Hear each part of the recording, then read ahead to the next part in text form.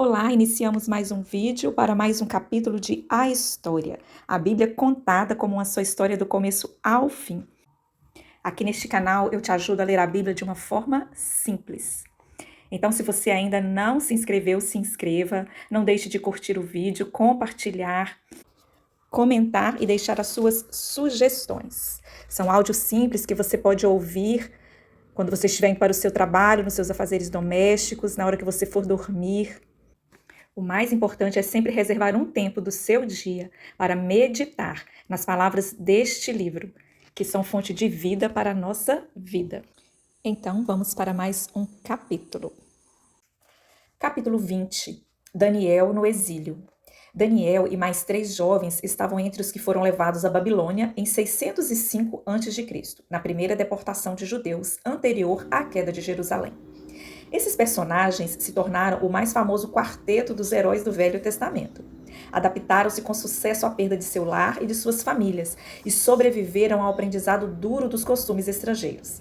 É fácil entender como se tornaram rapidamente os favoritos do rei. Depois, o rei ordenou a Aspenaz, o chefe dos oficiais da sua corte, que trouxessem alguns dos israelitas da família real e da nobreza. Jovens sem defeito físico, de boa aparência, cultos, inteligentes, que dominassem os vários campos do conhecimento e fossem capacitados para servir no palácio do rei. Ele deveria ensinar-lhes a língua e a literatura dos babilônios.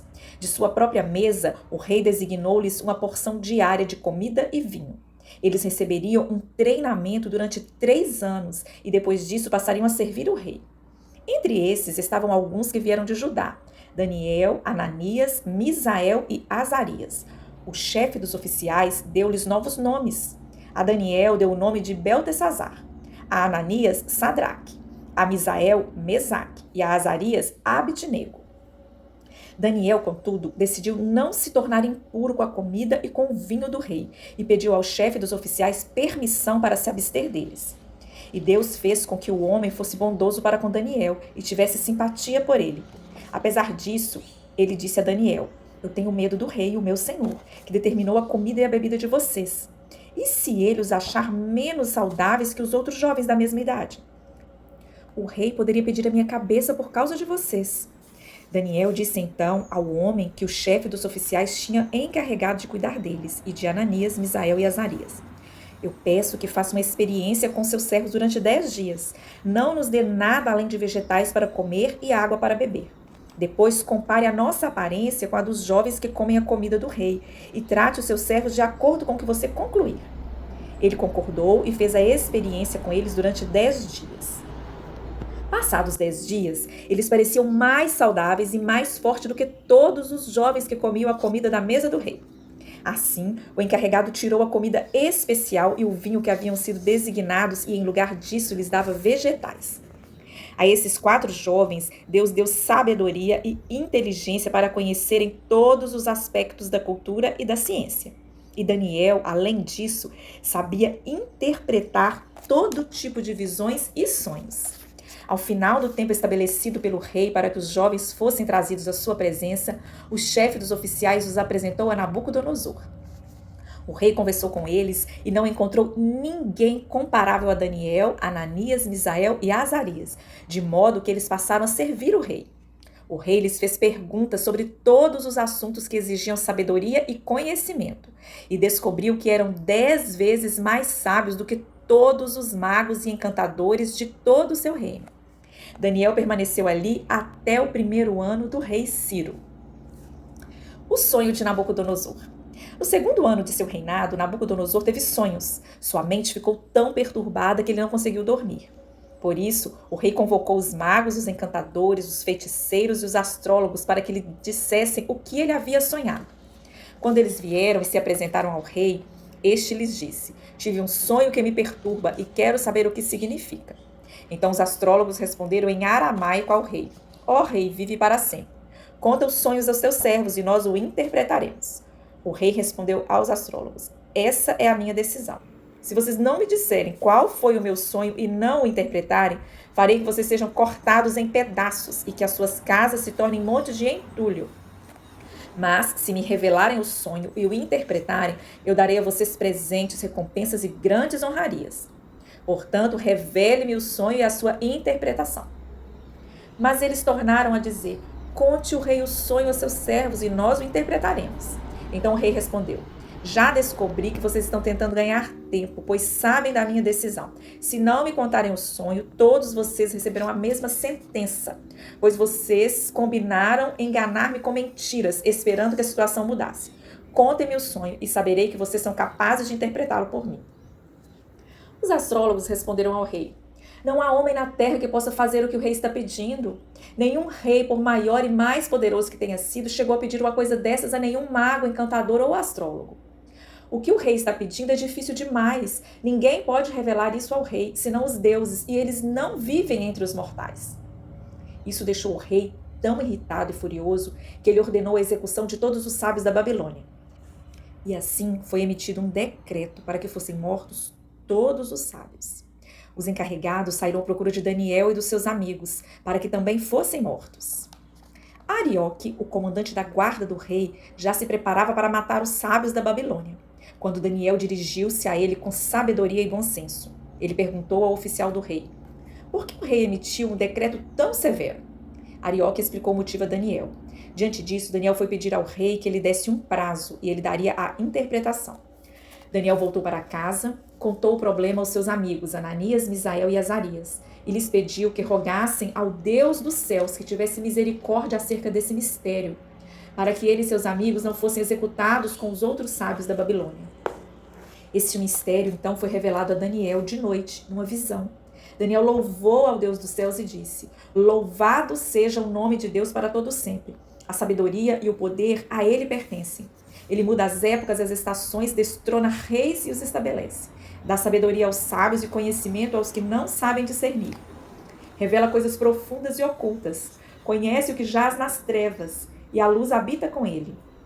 Eu te agradeço e te louvo, ó Deus dos meus antepassados. Tu me deste sabedoria e poder, e me revelaste o que te pedimos. Revelaste-nos o sonho do rei. Então Daniel foi falar com Arioque, a quem o rei tinha designado para executar os sábios da Babilônia, e lhe disse: não execute os sábios. Leve-me ao rei e eu interpretarei para ele o sonho que teve. Imediatamente, Arioque levou Daniel ao rei e disse: encontrei um homem entre os exilados de Judá que pode dizer ao rei o significado do sonho. O rei perguntou a Daniel, também chamado Beltesazar: você é capaz de contar-me o que vi no meu sonho e interpretá-lo? Daniel respondeu: nenhum sábio, encantador, mago ou adivinho é capaz de revelar ao rei o mistério sobre o qual ele perguntou. Mas existe um Deus nos céus que revela os mistérios. Ele mostrou ao rei Nabucodonosor o que acontecerá nos últimos dias. O sonho e as visões que passaram por tua mente quando estavas deitado foram os seguintes. Quando estavas deitado, ó rei, tua mente se voltou para as coisas futuras, e aquele que revela os mistérios te mostrou o que vai acontecer. Quanto a mim, este mistério não me foi revelado porque eu tenha mais sabedoria do que os outros homens, mas para que tu, ó rei, saibas a interpretação e entendas o que passou pela sua mente. Primeiro, Daniel descreveu de forma surpreendente o sonho do rei nos mínimos detalhes. A interpretação que fez em seguida do sonho de Nabucodonosor foi uma aula de história, usando a estátua magnífica com a qual o rei sonhara como recurso visual. A cabeça da estátua era de ouro, seu peito e braços eram de prata, a barriga e as coxas de bronze, as pernas de ferro e os pés uma mistura de ferro e barro. Cada parte da estátua representava um império. A cabeça de ouro simbolizava o próprio Nabucodonosor e seu domínio. Ele era o comandante dos comandantes, líder de todo o mundo conhecido, fascinante e incomparável. No entanto, infelizmente, efêmero. A Babilônia seria substituída um dia por um poder inferior, porém momentaneamente mais forte, os Medo-Persas, sob o comando de Ciro. Eles também cairiam diante dos gregos liderados por Alexandre o Grande. E então viriam os romanos. Os 10 dedos da estátua, feitos em parte de ferro e em parte de barro, poderiam indicar um mundo globalizado no qual as bases do poder se modificam à medida que a história gira adiante. embora alguns intérpretes da Bíblia tenham visto neles indícios simbólicos do nosso futuro no fim da história. Para Nabucodonosor, contudo, a mensagem era clara e simples. Deus comanda a história, e o poder, o prestígio e o privilégio da Babilônia eram apenas um breve capítulo de uma saga muito mais longa. Uma notícia dessas, em um império no auge da sua influência, estava fadada a gerar uma reação vigorosa. Então o rei Nabucodonosor caiu prostrado diante de Daniel, prestou-lhe honra e ordenou que fosse apresentada uma oferta de cereal e incenso. O rei disse a Daniel: não há dúvida de que o seu Deus é o Deus dos deuses, o Senhor dos reis e aquele que revela os mistérios, pois você conseguiu revelar este mistério. Assim, o rei pôs Daniel num alto cargo e o cobriu de presentes. Ele o designou governante de toda a província da Babilônia e o encarregou de todos os sábios da província. Além disso, a pedido de Daniel, o rei nomeou Sadraque, Mesaque e Abednego como administradores das províncias da Babilônia, enquanto o próprio Daniel permaneceu na corte do rei. Daniel tinha o dom de interpretar o significado de imagens oníricas, mas nem ele nem seus amigos estavam autorizados a se curvar diante de ídolos. Havia uma coisa à qual eles se recusavam a adaptar-se: cultos estrangeiros que violavam seu compromisso com Deus. Nesse sentido, eram insubordinados, rebeldes e infratores. Nabucodonosor decidiu erguer uma estátua de cerca de 30 metros de altura por 3 de largura. Quando o povo foi ordenado a curvar-se rente ao chão e adorar a estátua, 3 homens resistiram, recusando-se a obedecer. O rei não gostou daquilo. O rei Nabucodonosor fez uma imagem de ouro de 27 metros de altura e 2 metros e 70 centímetros de largura, e a ergueu na planície de Dura, na província da Babilônia. Depois convocou os sátrapas, os prefeitos, os governadores, os conselheiros, os tesoureiros, os juízes, os magistrados e todas as autoridades provinciais para assistirem à dedicação da imagem que mandara erguer. Assim todos eles, sátrapas, prefeitos, governadores, conselheiros, tesoureiros, juízes, magistrados e todas as autoridades provinciais se reuniram para a dedicação da imagem que o rei Nabucodonosor mandara erguer, e ficaram em pé diante dela. Então o arauto proclamou em alta voz: esta é a ordem que é dada a vocês, ó homens de todas as nações, povos e línguas. Quando ouvirem o som da trombeta, do pífaro, da cítara, da harpa, do saltério, da flauta dupla e de toda a espécie de música, prostrem-se em terra e adorem a imagem de ouro que o rei Nabucodonosor ergueu. Nesse momento, alguns astrólogos se aproximaram e denunciaram os judeus, dizendo ao rei Nabucodonosor: ó rei, vive para sempre. Tu emitiste um decreto ao rei, ordenando que todo aquele que ouvisse o som da trombeta, do pífaro, da cítara, da harpa, do saltério, da flauta dupla e de toda espécie de música se prostrasse em terra e adorassem a imagem de ouro. E que todo aquele que não se prostrasse em terra e não a adorasse seria atirado uma fornalha em chamas. Mas há alguns judeus que nomeaste para administrador da província da Babilônia, Sadraque, Mesaque e Abednego, que não te dão ouvidos, ó rei. Não prestam culto aos teus deuses, nem adoram a imagem de ouro que mandaste erguer. Furioso, Nabucodonosor mandou chamar Sadraque, Mesaque e Abednego. E assim que eles foram conduzidos à presença do rei, Nabucodonosor lhes disse: é verdade, Sadraque, Mesaque e Abednego, que vocês não prestam culto aos meus deuses, nem adoram a imagem de ouro que mandei erguer? Pois agora, quando vocês ouvirem o som da trombeta, do pífaro, da cítara, da harpa, do saltério, da flauta dupla e de toda espécie de música, se vocês se dispuserem a prostrar-se em terra e adorar a imagem que eu fiz, será melhor para vocês. Mas se não a adorarem, serão imediatamente atirados numa fornalha em chamas. E que Deus poderá livrá-los das minhas mãos?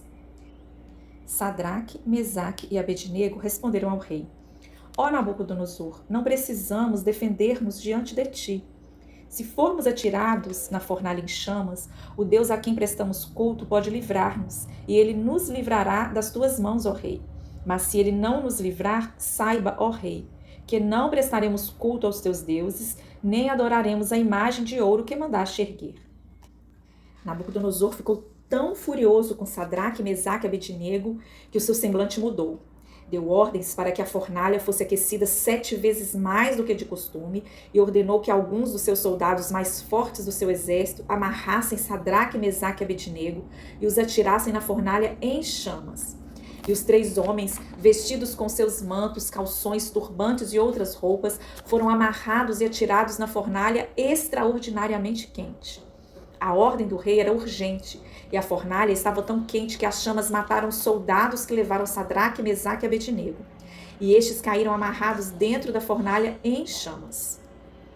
Mas logo depois, o rei Nabucodonosor, alarmado, levantou-se e perguntou aos seus conselheiros: não foram 3 os homens amarrados que nós atiramos no fogo? E eles responderam: sim, ó rei. E o rei exclamou: olhem, eu estou vendo 4 homens desamarrados e ilesos andando pelo fogo. E o quarto se parece com um filho dos deuses. Então Nabucodonosor aproximou-se da entrada da fornalha em chamas e gritou: Sadraque, Mesaque e Abednego, servos do Deus Altíssimo, saiam, venham aqui. E Sadraque, Mesaque e Abednego saíram do fogo. Os sátrapas, os prefeitos, os governadores e os conselheiros do rei se ajuntaram em torno deles e comprovaram que o fogo não tinha ferido o corpo deles. Nem um só fio de cabelo tinha sido chamuscado. Os seus mantos não estavam queimados e não havia cheiro de fogo neles. Disse então Nabucodonosor: louvado seja o Deus de Sadraque, Mesaque e Abednego, que enviou o seu anjo e livrou os seus servos.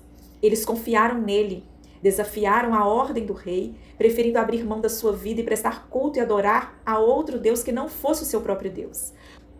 Por isso, eu decreto que todo homem de qualquer povo, nação e língua que disser alguma coisa contra o Deus de Sadraque, Mesaque e Abednego seja despedaçado e a sua casa seja transformada em monte de entulho, pois nenhum outro Deus é capaz de livrar alguém desta maneira. Então, o rei promoveu Sadraque, Mesaque e Abednego na província da Babilônia. O orgulho geralmente precede uma queda. Mas poucos líderes mundiais cairiam tão baixo e recuperariam em seguida o poder como aconteceu com Nabucodonosor. O rei teve outro sonho espetacular, desta vez com uma árvore. Daniel foi chamado novamente e informou a Nabucodonosor que a grande árvore representava ele próprio. No sonho, ela é cortada, um símbolo de que o rei perderia tudo, enlouquecendo de tal forma que seu comportamento lembraria o de uma fera selvagem.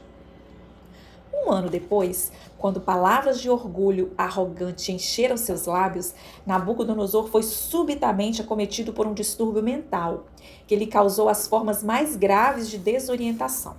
Ele passou a viver no mato, comendo grama e agindo como um animal. Então foi milagrosamente curado. Cura esta que ele creditou ao Deus de Daniel, e retornou ao palácio da Babilônia como um homem são. Daqui avançamos para o novo rei, Baltazar, que ignorou Daniel e desonrou seu Deus.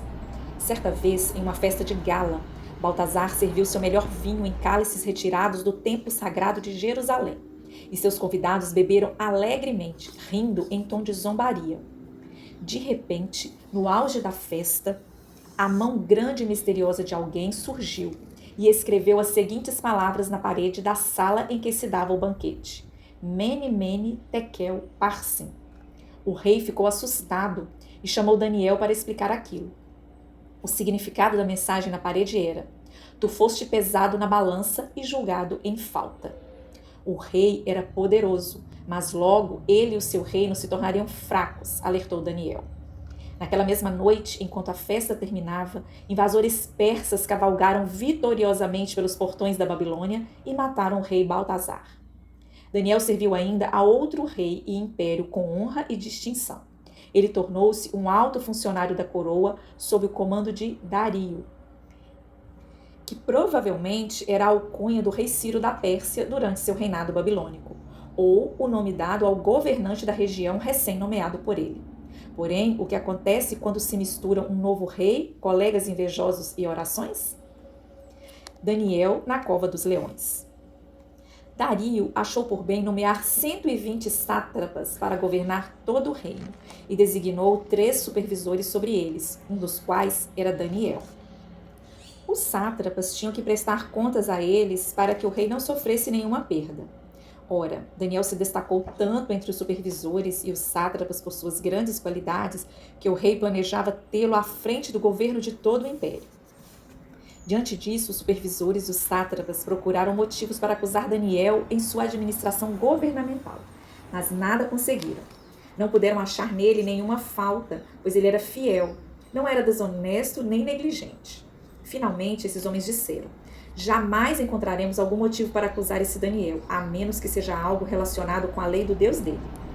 E assim, os supervisores e os sátrapas, de comum acordo, foram falar com o rei. Ó rei Dario, vive para sempre. Todos os supervisores reais, os prefeitos, os sátrapas, os conselheiros e os governadores concordaram em que o rei deve emitir um decreto ordenando que todo aquele que orar a qualquer deus ou a qualquer homem nos próximos 30 dias, exceto a ti, ó rei, seja tirado na cova dos leões. Agora, ó rei, emite o decreto e assina-o, para que não seja alterado, conforme a lei dos medos e dos persas, que não pode ser revogada. E o rei Dario assinou o decreto. Quando Daniel soube que o decreto tinha sido publicado, foi para casa, para o seu quarto, no andar de cima, cujas janelas davam para Jerusalém. E ali fez o que costumava fazer.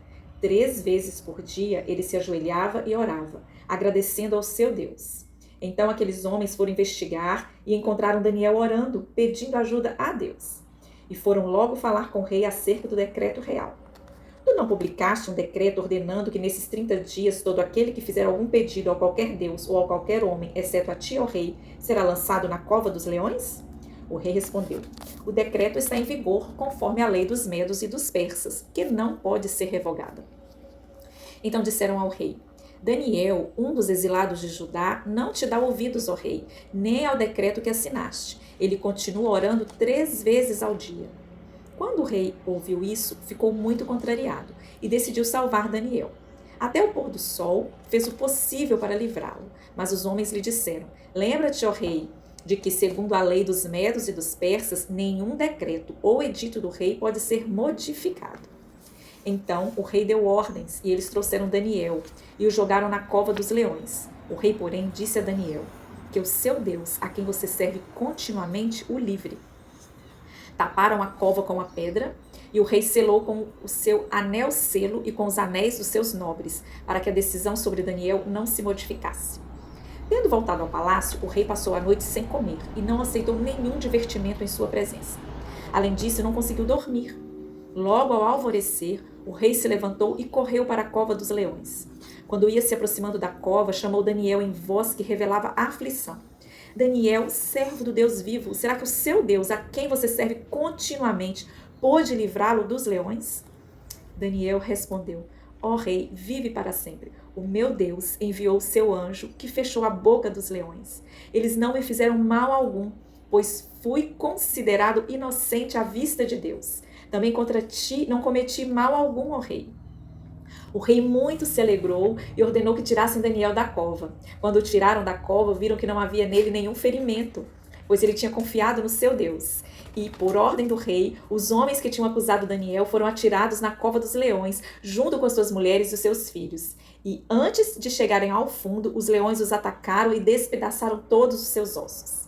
Então, o rei Dario escreveu aos homens de todas as nações, povos e línguas de toda a terra: paz e prosperidade. Estou editando um decreto para que todos os domínios do império dos homens temam e reverenciem o Deus de Daniel. Pois ele é o Deus vivo e permanece para sempre. O seu reino não será destruído, o seu domínio jamais acabará. Ele livra e salva, faz sinais e maravilhas nos céus e na terra, e livrou Daniel do poder dos leões. Mesmo no exílio, um resquício do povo de Deus crescia. O profeta Jeremias estava morto. Porém, talvez sua imagem ainda ressoasse nos corações dos hebreus. A mensagem da compaixão derradeira de Deus e a promessa de que eles retornariam ao seu lar. Embora Jeremias tivesse profetizado numa nuvem de tristeza e morte, o profeta lamentador de Judá não terminara sua história em um tom melancólico. Por detrás de páginas de ruínas e fracassos, havia uma de misericórdia, uma última palavra de redenção que estava intrinsecamente ligada ao caráter amoroso de Deus. Assim me disse o Senhor: eu o salvarei. Assim diz o Senhor, o Deus de Israel: escreva num livro todas as palavras que eu falei a você. Certamente vêm os dias, diz o Senhor, em que mudarei a sorte do meu povo, Israel e Judá, e os farei retornar à terra que dei aos seus antepassados, e eles a possuirão, declara o Senhor. Naquele dia, declara o Senhor dos Exércitos: quebrarei o jugo que está sobre o pescoço deles e arrebentarei as suas correntes. Não mais serão escravizados pelos estrangeiros. Servirão ao Senhor, o seu Deus, e a Davi, seu rei, que darei a eles. Por isso, não tema, Jacó, meu servo. Não fique assustado, ó Israel, declara o Senhor. Eu o salvarei de um lugar distante e os seus descendentes da terra do exílio. Jacó voltará e ficará em paz e em segurança. Ninguém o inquietará, porque eu estou com você e o salvarei, diz o Senhor. Destruirei completamente todas as nações entre as quais eu o dispersei, mas a você não destruirei completamente. Eu o disciplinarei como você merece, não o deixarei impune. Assim diz o Senhor dos Exércitos, o Deus de Israel: quando eu os trouxer de volta do cativeiro, o povo de Judá e de suas cidades dirá novamente: o Senhor a abençoe, ó morada justa, ó monte sagrado. O povo viverá em Judá e em todas as suas cidades, tanto os lavradores como os que conduzem os rebanhos. Restaurarei o exausto e saciarei o enfraquecido. Assim diz o Senhor: quando se completarem os 70 anos da Babilônia, eu cumprirei a minha promessa em favor de vocês, de trazê-los de volta para este lugar. Porque eu que conheço os planos que tenho para vocês, diz o Senhor. Planos de fazê-los prosperar e não de causar dano. Planos de dar a vocês esperança e um futuro. Então vocês clamarão a mim, virão orar a mim e eu os ouvirei. Vocês me procurarão e me acharão quando me procurarem de todo o coração. Eu me deixarei ser encontrado por vocês, declara o Senhor. Eu os trarei de volta do cativeiro. Eu os reunirei de todas as nações, de todos os lugares para onde eu os dispersei, e os trarei de volta para o lugar de onde os deportei. A última mensagem de esperança de Jeremias mostrou-se verdadeira. A Babilônia foi de fato subjugada por invasores persas em 539 a.C. Durante o primeiro ano do seu reinado oficial sobre a Babilônia, Ciro, o grande soberano persa, promulgou um decreto permitindo que os exilados judeus retornassem a Jerusalém. Assim, pouco menos de 70 anos após o início das primeiras deportações em 605 a.C., uma caravana de expatriados refez seus passos, louvando a Deus durante todo o caminho, por ele ter conduzido a história em direção àquele final feliz. Eles estavam voltando para casa.